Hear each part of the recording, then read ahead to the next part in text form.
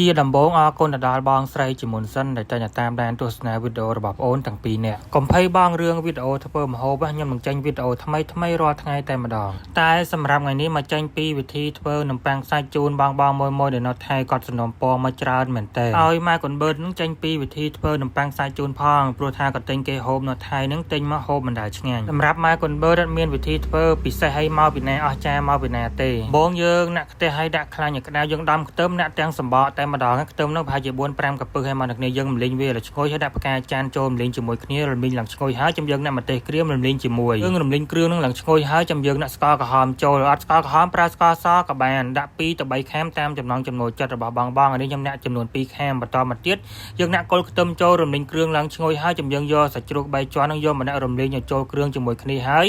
ចាំយើងដាក់ទឹកចំនួន1 លីត្រដាក់តែ1 លីត្របានហើយមិនបាច់ដាក់ច្រើនពេកដាក់តែ1 លីត្រសាច់ហ្នឹងណាបន្តមកយើងដាក់ជាមួយនឹងម្សៅស៊ុបខ្នុរបន្តិចប៊ីចេងបន្តិចដាក់ជាមួយនឹងប្រេងខ្យងបន្តិចផងដាក់ជាមួយនឹងដុំស៊ុបខ្នុរចំនួន2 ដុំមកបង្កើនរសជាតិជាមួយនឹងទឹកស៊ុបរបស់យើងហើយយើងរងាស់វាឲ្យពុះបន្តមកទៀតចាំយើងយកលក្ខដាក់ចូលបងមិនចូលចិត្តលក្ខមិនបាច់ដាក់លក្ខក៏បានដែរបន្ទាប់ពីយើងដាក់លក្ខហើយយើងរងាស់វារហូតឲ្យរៀងទឹកបន្តិចមកសាច់លក្ខចាប់ជ្រាបចូលជាមួយនឹងសាច់ជ្រូក3ជាន់របស់យើងតែសាច់ជ្រូក3ជាន់របស់យើងឆ្អិនហើយយើងស្រង់វាយកទៅទុកម្ដុំសិនទឹកស្ងោរសាច់ជ្រូកហ្នឹងមិនមែនយកទៅចាក់ចោលទេយើងស្រង់កាកស្រង់ម្ទេសហ្នឹងចេញឲ្យអស់មកយើងយកសាច់ជ្រូកច្រាំយកមកដាក់ចូលនេះម៉ែកូនបិទប្រើចំនួន3ខាំបងធ្វើច្រើនដាក់ច្រើនជាងនេះក៏បានយើងដាក់សាច់ជ្រូកច្រាំចូលហើយយើងយកទឹកត្រីខយកមកដាក់ចូលហើយយើងច្បល់វាឲ្យបែកច្បល់ត្រីខបានបែកជាមួយនឹងសាច់ជ្រូកច្រាំហើយយើងរងាស់វាប្រហែលជា4-5 នាទីមកបានហើយអ្នកនរគ្នាតែប៉ុណ្ណឹងមករួចរាល់ហើយយើងលើកវាចេញពីភ្លើងយកមកចាក់ទុកឲ្យត្រជាក់មកដល់ត្រជាក់យើងអាចហូបជាមួយនឹងនំប៉័ងសាច់ដ៏មានរសជាតិឈ្ងុយឆ្ងាញ់បានហើយនេះម៉ែកូនបឺតចាប់ផ្ដើមរៀបចំធ្វើគ្រឿងអ្នកនរគ្នាហាន់សាច់ជ្រូក3ជាន់ហាន់គ្រឿងសម្រាប់ហូបជាមួយនឹងនំប៉័ងសាច់របស់យើងនំប៉័ងសាច់មានរសជាតិឆ្ងាញ់ឬមិនមានរសជាតិឆ្ងាញ់គឺសំខាន់នៅលើទឹកត្រីខដែលយើងធ្វើជាមួយនឹងសាច់ជ្រូកច្រាំនឹងឯងដែលយើងធ្វើទឹកនឹងឆ្ងាញ់នំប៉័ងសាច់របស់យើងគឺដឹងតែឆ្ងាញ់តែម្ដងហើយនំប៉័ងរបស់ម៉ែកូនបឺតគឺអត់បានយកទៅដាក់អាំងអីទេគឺដាក់ដុតក្នុងចក្រានដុតបែបនេះអ្នកគ្នាលឿនហើយរសជាតិឆ្ងាញ់ចិត្តស្រួយឆ្ងាញ់វាឆ្ងាត់ភ្លើងណាដុតចឹងឆ្ងាញ់ហើយយើងចូលដល់វគ្គហូបហើយអ្នកគ្នាក្រោយវាធ្វើហត់រយៈពេល4-5 ម៉ោងនោះមានកូនបឺតនៅកូនបឺតហូបសាច់គោអាំងនេះយើងមានតាំងពីសាច់គោអាំងផងមានតាំងពីនំប៉័ងសាច់ផងអ្នកគ្នាអើយដាក់រៀងខ្លួនតែម្ដងអ្នកគ្នាហេវ៉ាយមានចាំអីច្រើនទេហើយអ្នកគ្នាមកពីធ្វើការអស់កម្លាំងផងកូនបឺតមកពីធ្វើការអស់កម្លាំងផងយើងដាក់យកអ្នកគ្នានិយាយពីថាវាត្រូវគ្នាយ៉ាងណា